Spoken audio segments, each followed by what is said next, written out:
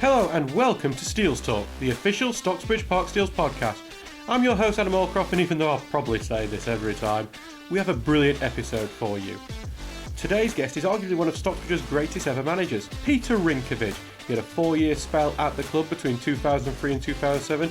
He broke several club records and won the Sheffield Senior Cup in 2007. He also gave a certain Jamie Vardy his debut, but what he says about that might surprise you, so you're going to have to listen to the end. We hope you enjoy this episode and hearing from someone who brought some brilliant times to Brackenmore.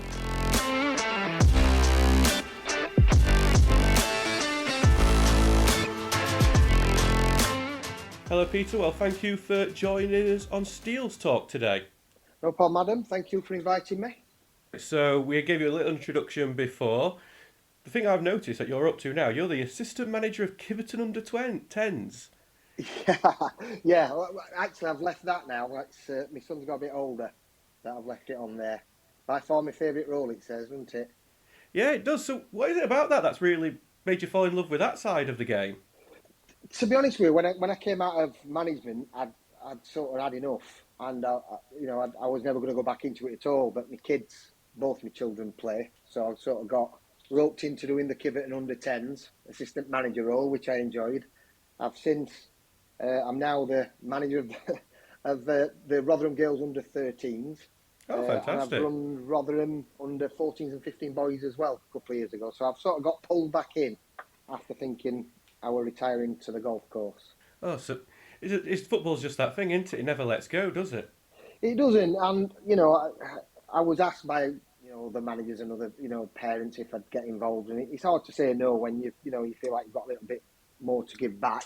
So I decided to help with Rotherham, and like I said, I've run two sides with Rotherham now, Rotherham boys, and now I'm running Rotherham girls. So I'm really enjoying it, to be honest. It's obviously I've done it because of my own kids, but I've really enjoyed it. Yeah, it does pull you back in, and yeah, I've always managed or coached teams from being 16, 17-year-old. So it's something I'm more than used to. So you got to tell me, what's easier to handle, teenagers or the Stocksbridge lot in the mid-2000s? I'd have Stocksbridge in mid-2000s all day long of a teenager. Yeah. Well, if you look back at your 4-year reign, you just look at the stats and it's absolutely incredible. So there was 4 years, 2003 to 2007. In that last season, you got the most points in club history. Still a record today, 76 points. You won the Sheffield Senior Cup. Are you really happy when you look back at some of those things? I've seen how much success the club got. Do you know, Adam? I didn't know that stat. That is unbelievable. I've got a few stats. I know a few because we broke a couple of records, to be honest. But I didn't know that one. Most points in the club's history. Not even Gary Mary's promotion side got to 76 points. Wow. I think, to be honest with you, Gary did a fantastic job. When I left Stocksbridge, I only managed Stocksbridge in the Division 1. And when the summer I left, it became Division 1 South. So I never actually managed in that league, that Division 1 South, to be fair. We were in the Division 1, which was a tough league. So to get that most points in that league, yeah, that's a good achievement. I didn't know that, to be honest. Before that, you were the assistant at Gainsborough Trinity, I believe. Yes, I was assistant manager at Worksop Town for about 8 years with Paul Mitchell. Then we moved to Gainsborough, just prior to Stocksbridge. So how did it all come about becoming the manager of Stocksbridge? Like I said, even when I was sort of a young lad at 18, 19 playing football, I still run like pro soccer under 11s, under 12s then. I've always run teams. I helped the Sheffield boys when I was 20 with Paul Bradshaw when they won English school. So I've always been in... The management coaching side was always my biggest interest. So I went into assistant manager at Worksop really early and then to Gainsborough. I was running a Sunday side, Royal Earl as well. We won, the league and cups and did really well. So it was just sort of a natural progression really. And an old player, Ian Askey, when the job came up, Ian Askey had a word with Alan Bethel and said, I might be, suitable for the job, let's say. So they invited me in for a chat. So I met up with Alan and the committee and was offered the job, I think, the day after. So when you go into, that Stocksbridge dressing room for the first time, who were the lads that you saw there and what were you thinking of the squad as a whole? To be honest with you, and this is no reflection on anyone else, it was an older squad.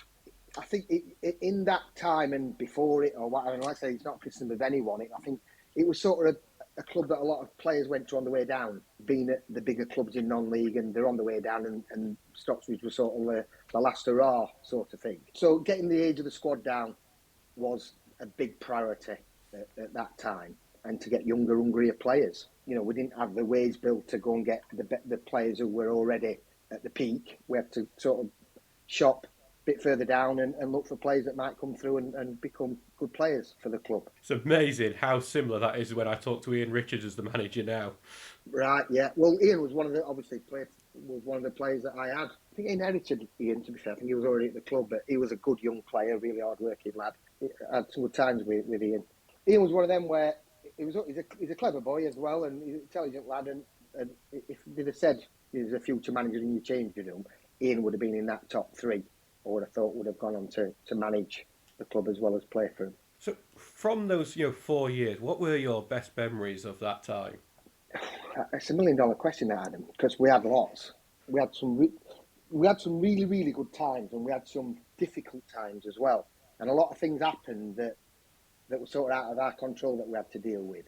I mean, the first season, we had a lot of injuries for my first season. We finished 14th, which were really disappointing. And then the second season, we set off. We actually had a slow start to my second season, and there were, people were a bit concerned. But I signed Col Collie from Barra. I signed Danny Hansen, and we already had some really good players at the club: Steve Hawes, Andy Smith, Stefan Zoll, and a lots around them, Dave Cockrell, Ian Richards. We had lots of good players already there. And I remember talking to Alan, the chairman, and there was a bit of a concern about results. And I remember saying to him, if I could just fast forward you 3 months, you wouldn't be worried at all, because this team is ready to go. And I knew we were. And just shortly after that, I think we won 10 in a row in the league, which I believed at the time, I might be wrong, was a club record, 10 straight league wins. And it propelled us right up the league. And to be fair, from then we just sort of ploughed on and did really well. And at the end of that season, people forget this, but we had a fixture pile up. It had been a hard winter, especially up at Stocksbridge. And we actually had 14 games to play in 28 days. I think I might have heard about this before. Yeah. Was this when when you had to go from the east to the west coast we played Bridlington on Saturday and drew 1-1, and then on the Sunday we went to the other coast at Fleetwood Town. Yeah, I've heard about this one. It was 14 games in 28 days, whilst chasing promotion and playoffs and playing in the League Cup. We got to the League Cup final as well at the end of that. It all ended in disappointment because we lost in the playoffs on penalties, and we lost in the League Cup final to Kendal, and we went to Kendal. I've obviously been thinking in preparation for speaking to you, and we went to Kendal. We were as good as anybody in the league that season. I think without the fixture pile up, I think we might have got automatic that season. But we ended up in the playoffs. We went to Kendal, and we lost Col Collie. He got sent off a couple of weeks before, and was suspended for that game. And we lost Danny Hansen the week before through injury.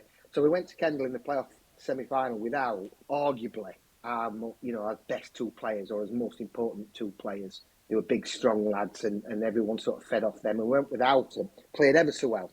1-0 up with 4 or 5 minutes left. Got to penalties, and we lost the penalty shootout. So that was a real sickener, because I think with Carl and Danny there, I think would have beat them and possibly won the final as well. And then we had the League Cup final as well against Fardy Celtic, who were top of the league above, and we played them in the final. We were brilliant, and we lost 1-0. Really, really unlucky. So the season ended in disappointment, and it had been a cracker. We'd won us 10 on the trot. We got to playoff semi-final. We got to League Cup final. Well, I think you might look this up. I think we've got the record away win as well. We beat Bridlington 9-1 away on a Tuesday night. Yes, I believe that might well still be the record. I think it still is still on the website. I still think that's the record away win as well. So it was sort of a record-breaking season without ending up with anything. So that's the biggest regret of sort of my tenure, is that team would have beat anyone, on its day in our league and above. We were really, really competitive. And it was a big shame that we ended up empty-handed there, because that team could have sort of been in legend in Stocksbridge with a bit more luck on our side. And like I said, the 14 games in 28 days. And I was talking to a friend of mine today who's in football, and I was telling him about the 14 games in 28 days, and he said, well, he must have been playing sort of Saturday, Tuesday all the way in. I said, no, if you do the maths, it's every other day. It's 14 games in 28 days. We play one day, have a day off, then play the next for a month. It was absolutely, it was so difficult. And we come through it really, really well, but ended up just falling short. And we might not have done had we not had that fixture pile up. When you think about that, 14 games in 28 days, do you sometimes look at these Premier League players that are saying, I'm playing too many matches and just think, well, Absolutely.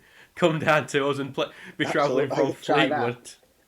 So I actually, believe it or not, I was actually on Radio 5 actually rung up. I was on Radio 5 because they rung up and said it's never been at any sort of level, that sort of fixture pile up of 14 games in 28 days. And it was so difficult because we also had injuries, lads are working, we had suspensions and all sorts. So we just managed to get through that month. And we came through it really, really well, to be fair. So really, really proud of all of them. Like I say, we were very close to sort of really, really stamping his name, but we just fell short, unfortunately. I'll tell you one, and you might have heard this, you might not. We had Stefan Zoll, who was one of the best players I've ever had the privilege of working with. A fantastic player, Steph.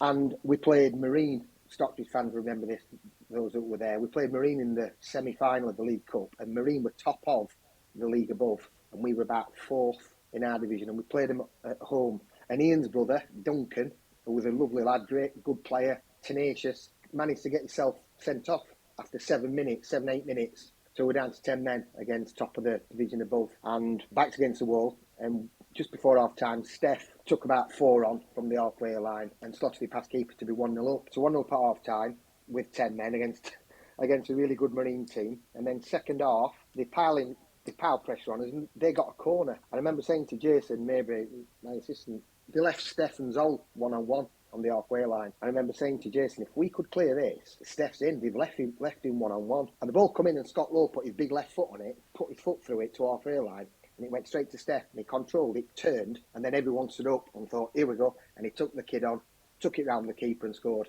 and we beat Marine 2-0 with 10 men. So that was a sort of character and team that we had that season. So, yeah, it was loads of memories for that season. That I've obviously sort of reliving, thinking about this, talking to you. Well, that's the whole point of it, I hope, to go down That's memory right, lane, yeah. some of those great I'm Stocksbridge sure people days. were there will remember what I'm saying. Oh, yeah, I remember that. I remember Steph doing that. I remember going to Forgy Celtic, going up to Kendal. It was really, really...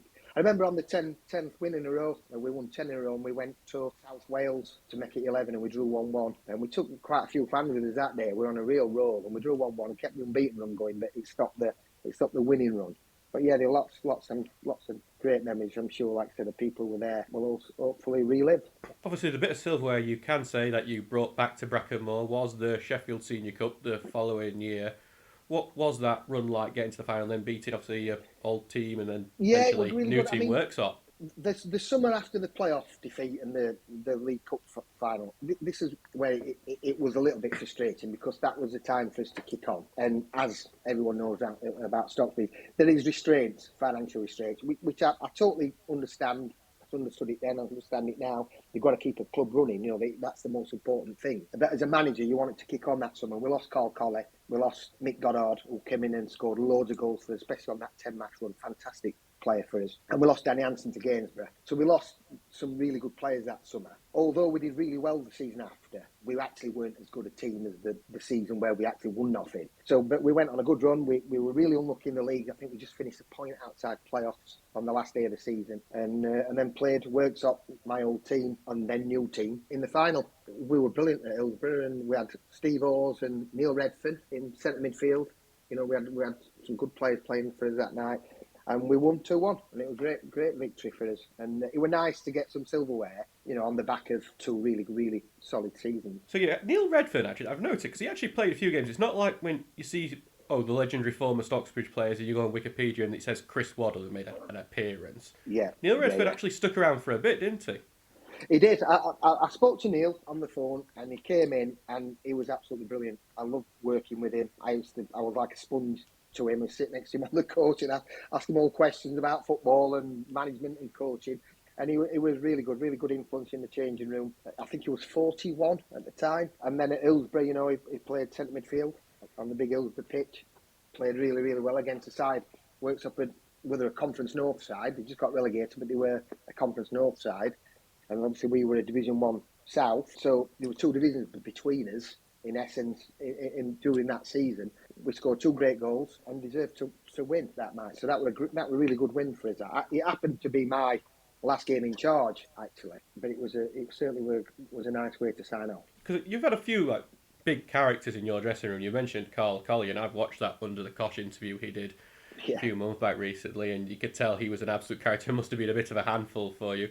How do you manage like having the big characters in your dressing room? Because you had plenty. I've never really particularly had a problem with big characters. I like big characters in the change zone. Big characters help build big teams. And they want managing a little bit different, you know. Carl was very headstrong, you know, we've got to manage him right. But Carl had run through brick walls for if you treat him right and he's in a team environment that he likes, he'll run through brick walls for you. Absolutely. And we had a few of them. Danny Hansen's a big character as well, and you know, Stefan Zoll was. You know, Stefan Zoll was a kickboxer in his spare time, and another big character, really good players. And then we had lots of people around the club. I mean, Andy Smith, who was my captain at the time. I mean, what a great player, Andy. He should have played higher, but funniest man you've ever come across in football. Steve O's always cheeky tapping. We just had really good characters everywhere in the team. And I didn't find that team hard to manage at all. It would just point them in the right direction, get them organised, keep them motivated, and let them go. You know, we had a good pattern of play. We had a good shape to us. We played some really good football. I remember bumping into somebody who played for another team, who'd been an ex-pro, I can't remember his name. And he said to me, he says, I prefer your team out of anybody else in the league. He says, because you can play football, but you can also mix it if it's time to mix it. And that team could. We were a big, strong team, but technically really good as well, and could score good goals. So I'm talking about the 2005-06 season. You know, that was a really good team with really big characters in it. I mean, it started from the back as well. We had a goalkeeper called Steve Hodgson. I mean, he was a Man City as a young keeper, and he was just brilliant. Absolutely great lad, fantastic goalkeeper. And I used to say to Jason, he's never cost us a goal. He never cost us a goal. He never dropped one. He never, when you see a ball going, you think, should have done better there, should have saved that, or should have kept hold of that. He never cost us a goal in all his time with us. And he pulled off one of the greatest saves I've ever seen at Hillsbury in the last minute from an header. It was an unbelievable save. So it started with Steve Hodgson at the back, and we had a good back four, we had good midfield players, good strikers and good wingers. You know, it's not rocket science. If you can put that lot together, you've got a chance. Oh, fantastic. So I've heard a little story about you as I've been doing my research. Okay. It comes from Jazz Colliver. Oh, yeah. Yes, yeah. I've had Jazz a few times, yeah. Another great lad. So I've heard that no matter what happened after a result, no matter where you were in the country, you wouldn't allow anyone to leave. You weren't allowed to get back on the coach if there was one until 6 o'clock, so you could have so everyone could have a few drinks together. Is that true? Absolutely true. Yes. So what was the thinking behind this? Well, to be honest with you, and we speak to managers today, who even in non-league, and they sort of harp for those days. The idea is that you drink together after a win or a defeat, you get out of the system there and then, get on the coach, have a good time on the way back, and then you're ready for the next game. So for me, it was part of the team bonding. We're a team. If you've gone to travel somewhere away from home on a coach, it's not just about just getting there, playing, getting back on the coach and going home. It's about spending time with each other and getting to know each other. And I used to say, when you go in the bar after a game and we had the Stocksbridge tracksuit on, it shouldn't matter which tracksuit you see. Well, you're not looking for your pal, you're not looking for your mate, you're looking for a Stocksbridge tracksuit. You're going to stand and have a drink with them. And that's how you help to build a team spirit. And we did that, and Stocksbridge. I didn't have many arguments at Stocksbridge about that with that team, I can assure you. So, yeah. I think it's to managers today, and they'd love to go back to them days. I remember my last few games at Frickley, and we played FC United away, and we went in the bar after. I was talking to Carl Morgensen, FC United manager, who's like me, same age as me, and there was me, Jason, my assistant, and my captain having a drink. All that, the rest of my players were on the bus. And I remember Carl, it was his assistant and his captain in bar, and all these lads had gone home. And it was like a bygone era. Us 6, 3 from each team was still having a drink in the bar, because that had gone out of the game by then. Whether it's right or wrong, that had gone out, and by all accounts, it's still out, that players want to get back and get out of their own thing. I think that's a shame. I think it's a massive part of non-league, is to stick together and have a drink together. So we're going to get onto the thing that I think for this podcast, as it goes on, we have more things, is going to be our drinking game of when, as soon as you hear this person's name, take a drink, because it's probably going to happen, especially around this era. You were the person that gave Jamie Vardy his debut. Yes. It's the obvious question that everyone asks of anyone did you think he was ever going to do what he did?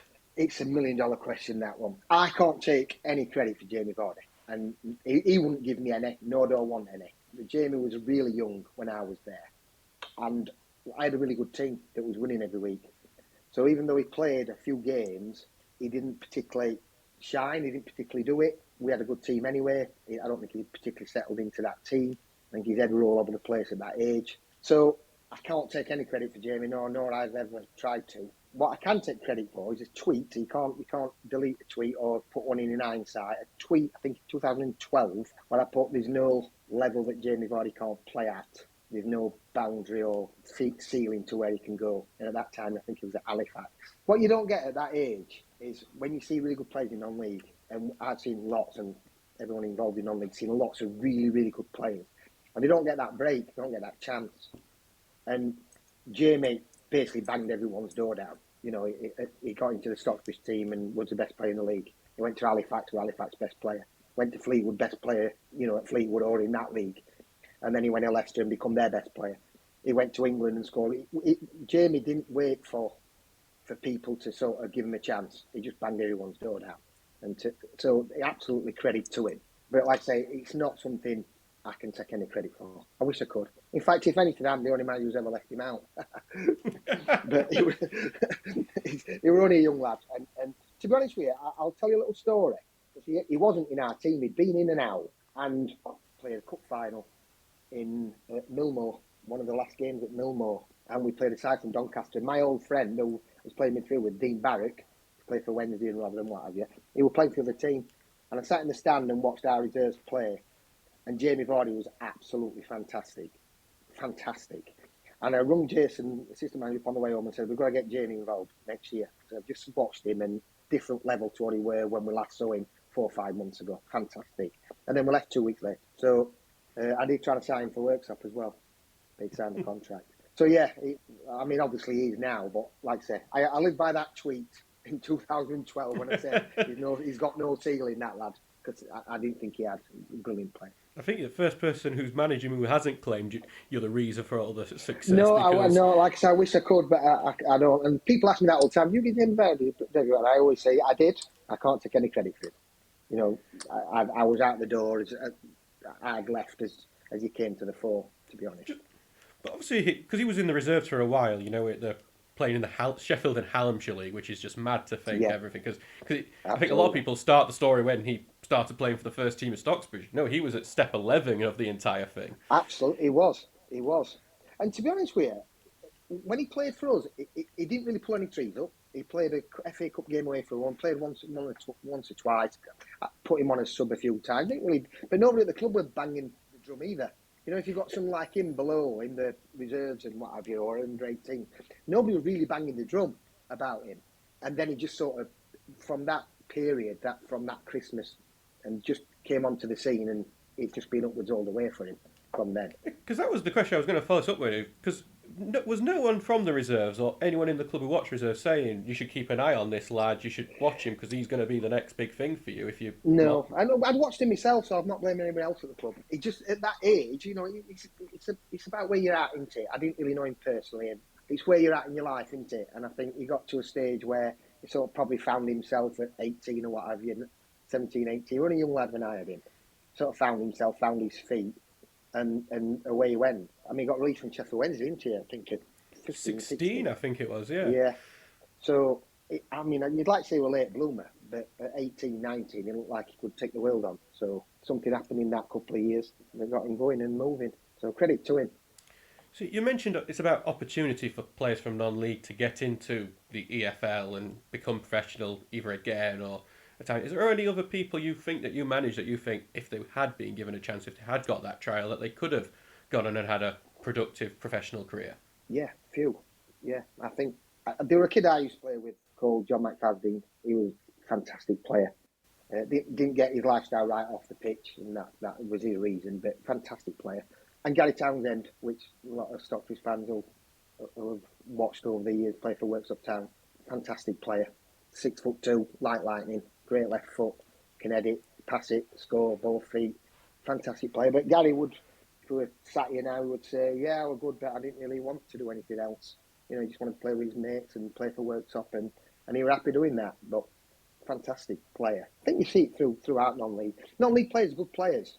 They've maybe got one thing missing that means that they don't go and play for Sheffield Wednesday or Sheffield United or Rotherham or whatever. But it's only sometimes some of them. It's only one thing. Apart from that, they're absolutely terrific. So yeah, there's a lot of good players in non-league, and they would not disgrace themselves would they give that step. I remember scouts watching Jamie Vardy, and I'm not going to name one, but I sat and stand with him, and he went, "He can't kick with his left foot, can't he?" I said, "What more are you looking for?" This was after I'd left out at Worksop, and what more are you looking for? The kid's got everything. And I think there's a bit of snobbery in football to give non-league players a chance. It's always, are they better than what we've got? Rather than actually saying, well, let's give them the opportunity to be better than what we've got. And I think that's held a few back. But I'm a big believer in you play at the level that you're good enough for.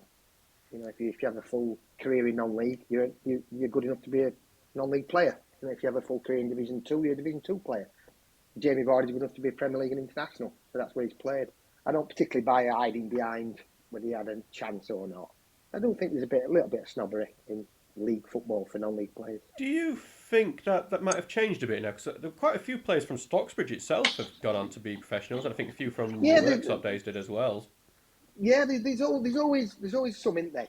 You always hear some players who sort of make that move. So yeah, maybe they do. I don't know.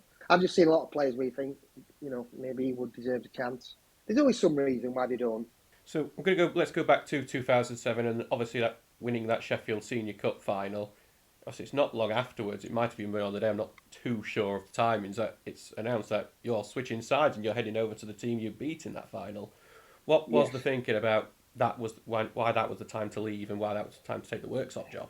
It's a good question. I think as a manager, like as a player, certainly as a manager, you want to compete. So when you've sort of built a good team, you want the chairman to be able to say to you, we can back you now and push on. What we got at Stocksbridge is, obviously, we had a really good team and we were just losing players. We were losing players to Worksops and Gainsboroughs and all that. And you don't want to do that. You don't want to bring good players in and then just lose them. You want to be the manager buying their best players. Ambition-wise, I never wanted to leave Stocksbridge. I loved it. I loved every minute of it. I loved working for Alan. I loved people around the club. It's a fantastic club.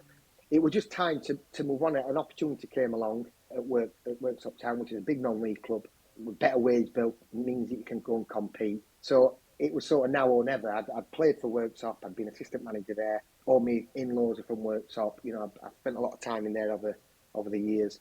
And it was an opportunity I couldn't turn down.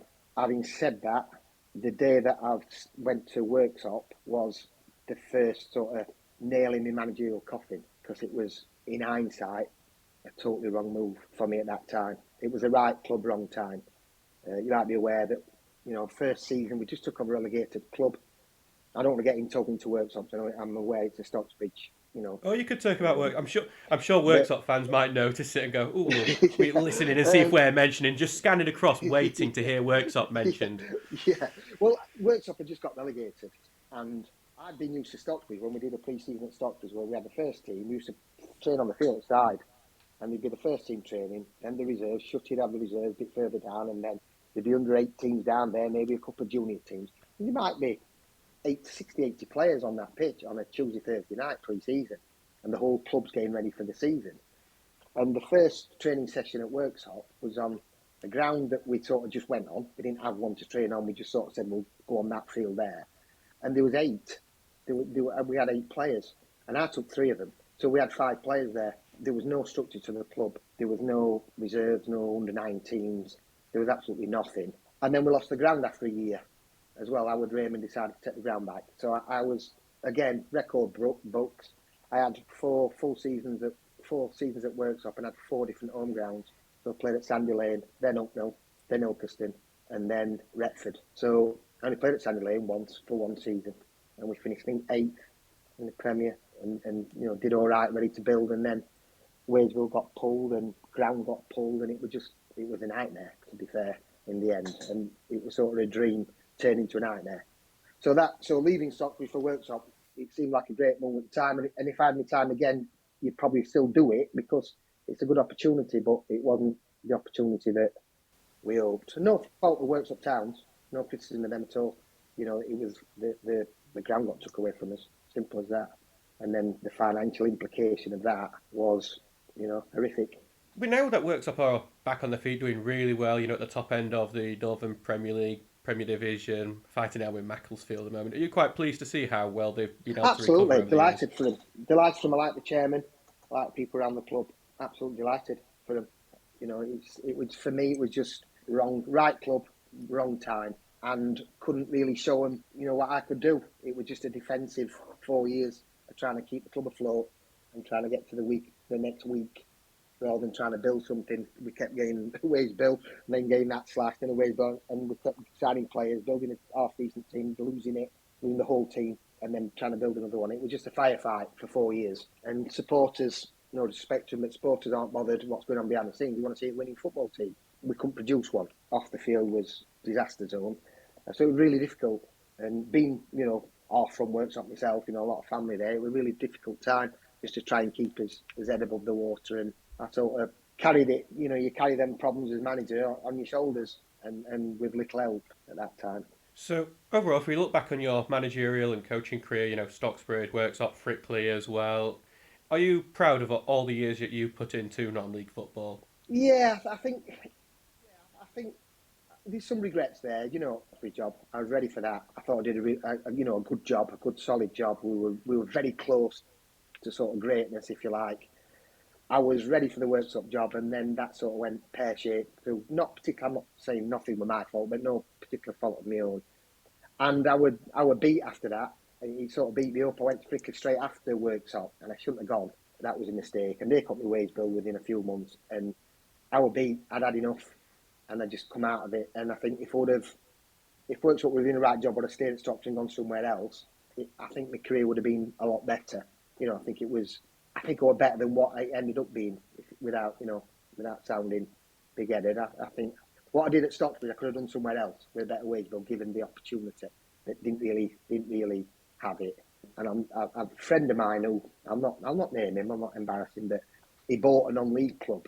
He's only a friend of mine who used to be a director for one of the clubs that I managed at, and he bought a non-league club.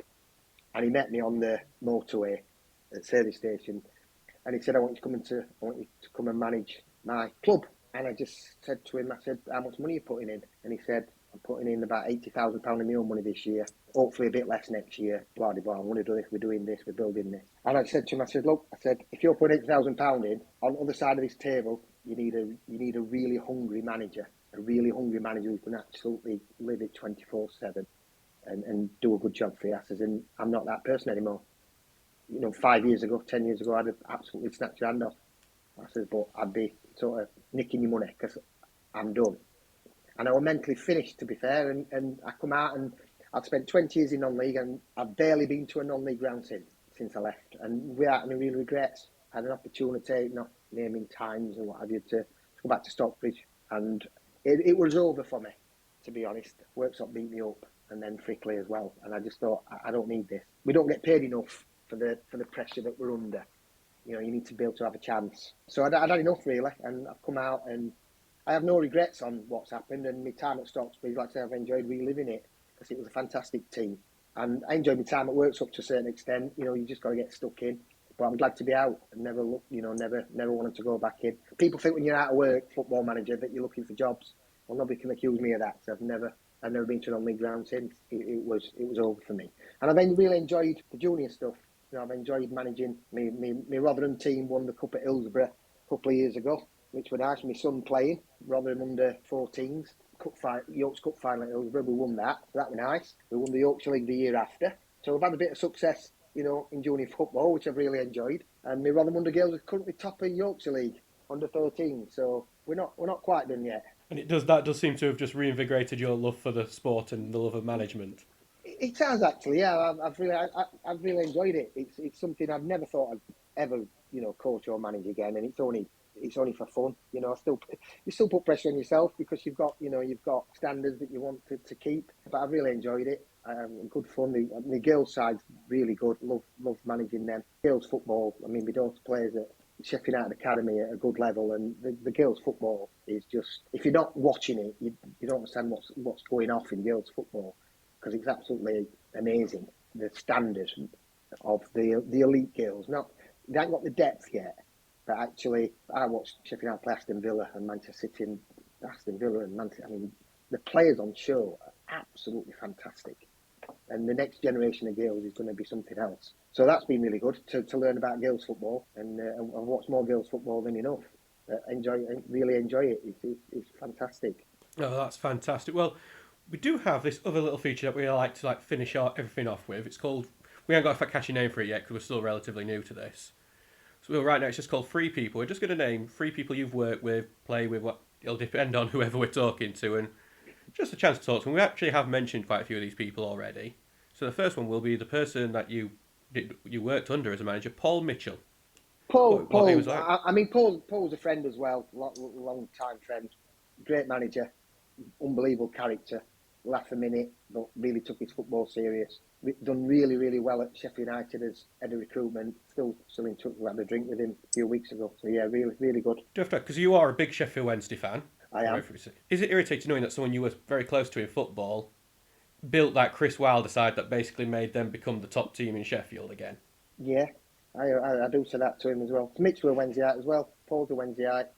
So he sort of went to the dark side. As a Wednesday fan myself, that hurts. Can't really forgive him, but, we've got to live with it, haven't we? Till March. Yeah, we'll get our own back then. Another one, we mentioned him already, but someone, if I were right, who worked as your assistant as well as played under you, Jazz Colliver. Jazz was a great lad. Good player as well. He was one who, if he had...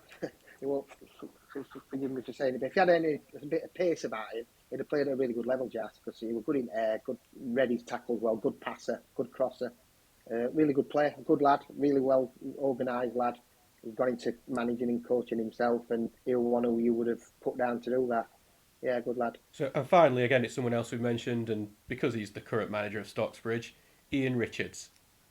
Yeah, I knew Ian would be a good manager, organised, fit, ready for it. I think clever lad. I know he's doing a good job, but yeah, absolutely, we were never in a doubt that Ian would go into coaching and management one day. Really good player for me as well. We tucked him in on that right hand side of 4, which left Dave Cockle to be out more loose left, and he did that semi job of winger come midfield player, and did a lot of miles that people didn't see to keep out the shape that we had Andy Smith going outside him at right back, and he did a really, really, really good job for me in that role that, not the most coveted, but did a really good job.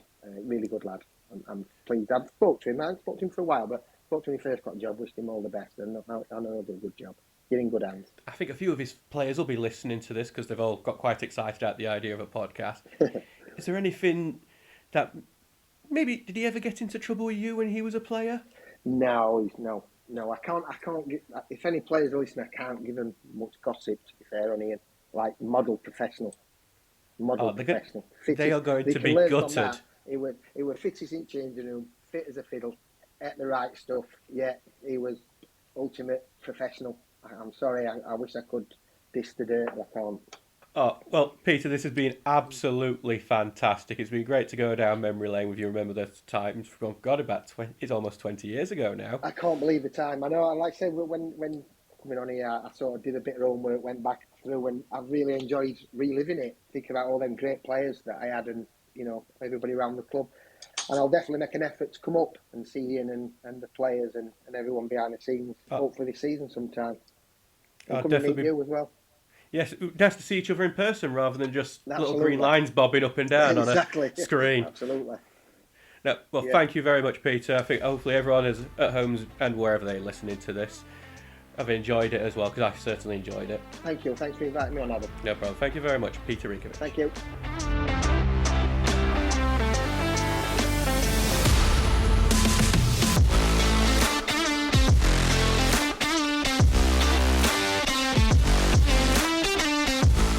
Thank you very much to Peter Rinkcavage for taking the time out of his day to talk to me about his time with Stocksbridge. We hope you enjoyed this podcast.